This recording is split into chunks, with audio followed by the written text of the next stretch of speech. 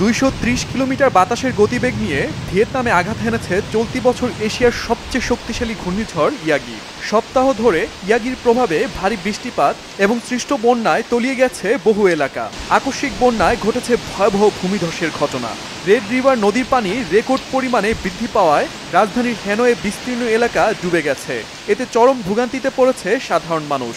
বিভিন্ন আশ্রয় কেন্দ্রে আশ্রয় পেলেও বাসিন্দারা খাদ্য, নিরাপদ পানি এবং ঔষধের অভাবে ভুগছেন। ফিলিপাইনের লুজন প্রদেশ এবং চীনের কোটু দ্বীপে তাণ্ডব চালিয়ে গেল ৭ সেপ্টেম্বর ভিয়েতনামে আঘাত হানে ঘূর্ণিঝড় ইয়াগি।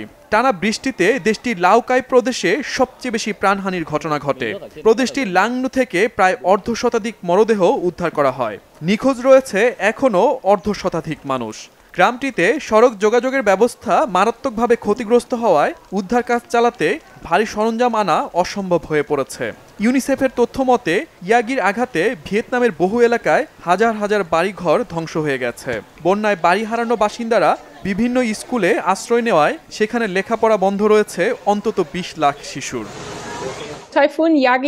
ঘূর্ণিঝড় ইয়াগি ভিয়েতনামে সপ্তাহ জুড়ে প্রভাব ফেলছে। আমার মনে হয় এটি গেল কয়েক দশকের মধ্যে সবচেয়ে শক্তিশালী ঘূর্ণিঝড়ের একটি। ঝড়টি ফিলিপাইনে কিছুটা দুর্বলভাবে অতিক্রম করলেও ভিয়েতনাম এসে তীব্রতর হয়ে ওঠে। এখানে ব্যাপক ধ্বংসযজ্ঞ চালিয়েছে। এদিকে ঘূর্ণিঝড় ইয়াগি তাণ্ডব চালিয়েছে মিয়ানমারের রাজধানী নেইপিদোতে। সেখানে ভারী বর্ষণে সৃষ্ট বন্যায় এখন পর্যন্ত ১৯ জনের প্রাণহানি হয়েছে। ঘরবাড়ি হারিয়ে বাস্তুচ্যুত হয়েছে হাজারো মানুষ। বন্যায় ডুবেছে মিয়ানমারের দ্বিতীয় বৃহত্তম শহর মান্দালয়ও। শহরটি প্রায় ৩৬৬ বর্গ কিলোমিটার এলাকা পানিতে তলিয়ে গেছে। এই শহরেও বাস্তুচ্যুত হয়েছেন হাজারের অধিক মানুষ।